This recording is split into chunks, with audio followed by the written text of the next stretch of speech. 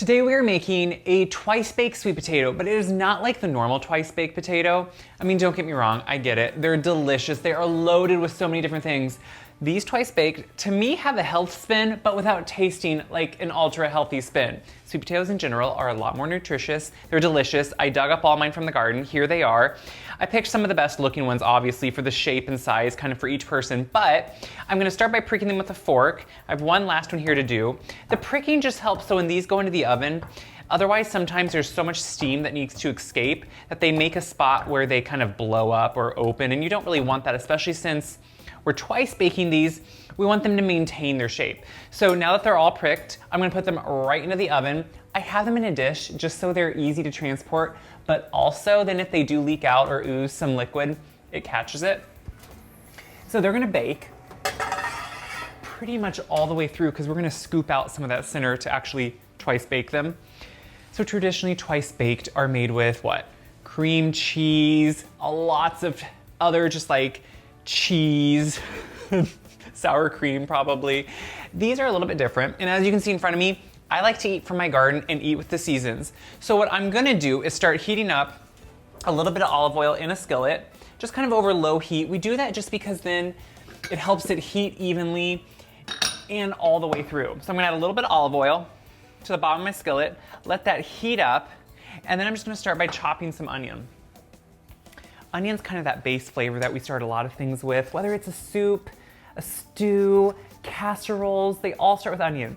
I'm being a little bit more picky on this one to make sure I have it chopped in somewhat more even, smaller pieces, just because since this is going to not be pureed or anything, you want it to be small pieces, and once they saute, they'll really go down in size. So I'm just making sure to have it be a little bit more even, a little bit more nice looking.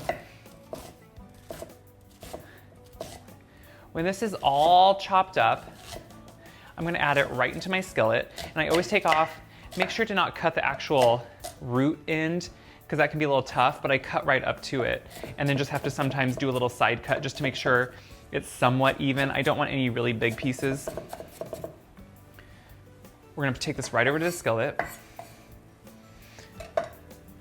I sometimes just swirl that oil around. You can tell kind of too then it's like heated up because you see a little bit of a ripple. And there it is. I love that sound. Adding the last of the onion. I love the sound of it cooking. I'm gonna put salt on it right away. A little bit of salt. It's good to season your food all throughout while you're cooking it, a little bit of pepper. Salt also draws out some of the extra liquid that's in an onion and helps it cook a little bit quicker. Turn it down so it doesn't burn. We don't want a burned onion, we just want it to cook. So while that's sauteing and softening, I'm gonna get ready some celery. I have a couple ribs here. Celery is one of those things that I'm not someone that necessarily likes a celery forward dish. Like, celery's okay. I don't need a ton of it. So I like it to be in the background because it definitely flavors things well, and it just adds a good, I guess we would say vegetal flavor. But as again, you can tell, I'm doing it in kind of smallish pieces that are really gonna saute down and not overwhelm. You don't want anyone to get just like a big hunk of celery in there just because that's not really what we're looking for. We're just looking more for that flavor. I'm gonna do a little bit more. And as you can see, I'm chopping it up in like thirds on the stem and then chopping those into smaller bits just to make sure that I don't overwhelm any of it. So I'm gonna add this right in with the onion, and then we're gonna work on the kale. We're adding the celery right in there. That's just gonna kind of slowly saute. The whole point here is we want it soft and translucent, both the onion and the celery. So we don't want them to get really browned because that can sometimes add a little bit of a bitterness, but we just want a nice, softened onion, and so instantly, guys, it just smells kind of like that pre-Thanksgiving smell when you're getting the dressing ready and all the other things, and you kind of get that celery, and I love how that works together. While that's cooking, kale. I know, kale had its heyday like what, 2 years ago, and we're probably at this point like, seriously, we don't need kale in everything. My thing is, when I have a lot of kale in the garden, when it is ready, when it is ripe, whatever the fruit or vegetable is, or in the markets, it's the time to use it. And I have a lot of kale this time of year. It actually likes to have a couple light frosts on it.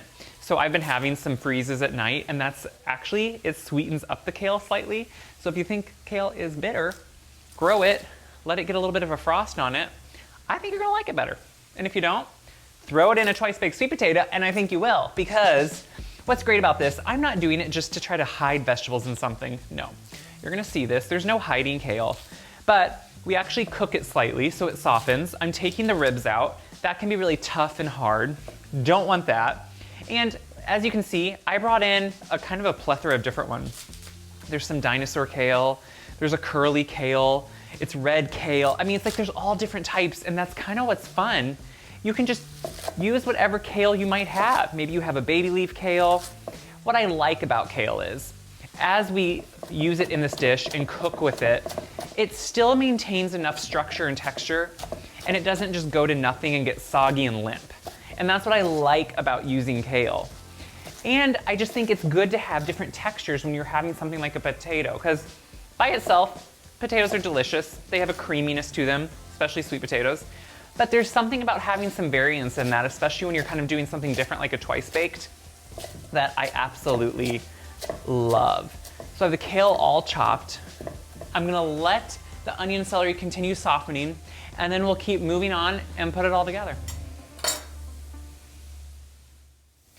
The onion and the celery, it's softened, it's cooked mostly through, just a little bit of texture still to it. And now I'm adding in some balsamic vinegar. It kind of deglazes the pan if you do have any bits on it. And then it also just kind of lends to that sweet tanginess, which I think goes really well with a sweet potato. And then to that, not a lot, but just a little bit of honey. Again, obviously sweet potatoes have sweetness to them. They don't really need a lot of help. This just kind of lends to that sweetness. It kind of balances out the acidity that's in that vinegar, but that is also cooking off. While that cooks, I'm just gonna add the kale that we chopped up right in there. And then what's perfect is that liquid from the vinegar, it's gonna help cook the kale down. We're gonna cook it just for a couple minutes so it's wilted, so it's softened, and then we'll be done with the cooking part.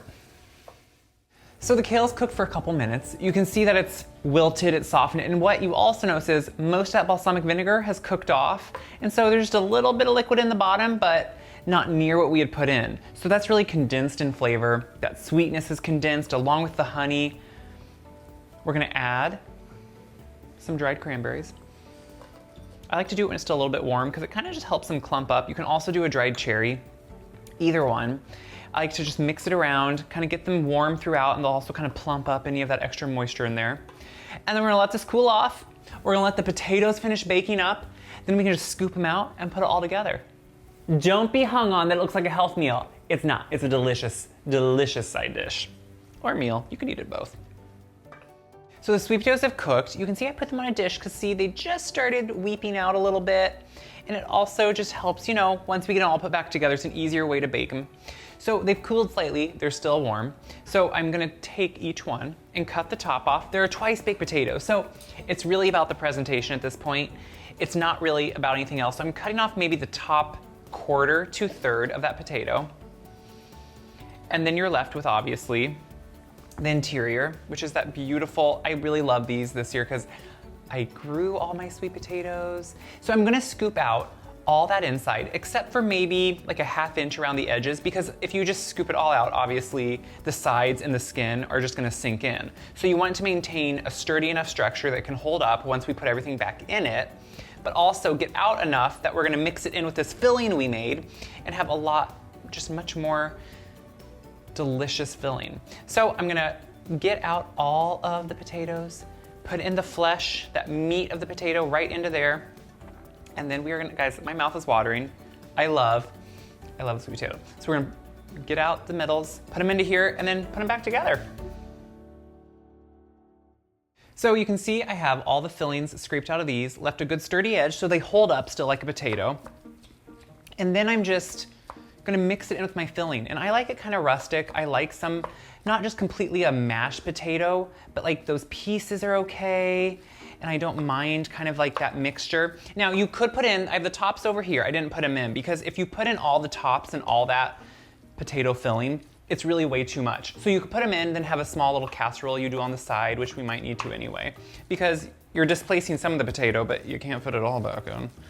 So while I'm mixing in, I love this mixture. You get the green, you get some of that cranberry that's dried in there, so that has a good sweetness. So now what we're gonna add to this is some Greek yogurt. Now, this is one of those things, yes, so this makes it maybe a little bit more, dare I say, healthy. Not really, but it's taking place of like a sour cream. So it's just a way to kind of change up what a regular twice-baked sweet potato would be. And I kind of love that. I love that we're playing with different flavors. The sweetness of a sweet potato can really take on a lot different and heavier, I think, flavors than a regular potato, which doesn't have a lot of flavor of its own. So as we mix in that, we're gonna also add in some feta cheese. It's one of my faves. If you don't like feta, totally get it, leave it out. I love feta. I love the tanginess. I love that brininess kind of it. And I'm just mixing this all in the skillet because why would we dirty something else? We wouldn't, we don't want to. So now we just need to fill back up these sweet potatoes. So we're gonna take this filling, guys, which I will say, sometimes for Thanksgiving or something when I wanna do a big thing of this, I will just peel the potatoes after they're baked, put it all together and make like a casserole out of it. You could do that. I just think the twice baked part is kind of just a fun, different kind of unique thing to have. And I'm pushing it maybe on some of you with having such a unique, odd kind of twice baked potato, but I think that's kind of the fun of it too. It's good to kind of expand what we think of as normal. And you know what? If you get a little bit of a health component in it, like bonus. So I tried to pick potatoes that were somewhat sizable, but honestly, obviously with the filling, the hardiness of them, they're gonna eat almost like a meal. So we're adding back in a lot of components here. It's almost like your salad and everything is one. So you could have these, literally, it could be a vegan dish on its own. You could have it then as a side also to a bigger meal, which is what I love to do at Thanksgiving. So it's kind of multi-versatile for whatever you want. And at this point, we're just gonna put them back into the oven, just mostly to warm through, to finish baking. Anything left over like this, that's just extra to put for you. You could even put it into the freezer and then bake it off for like a different night meal. I'm gonna pop this back in the oven, warm it through, and these guys are ready to go.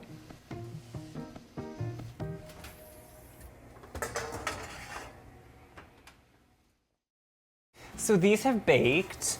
They've got warmed and just like perfectly kind of hot throughout. The cheese is melted slightly, but feta never completely melts.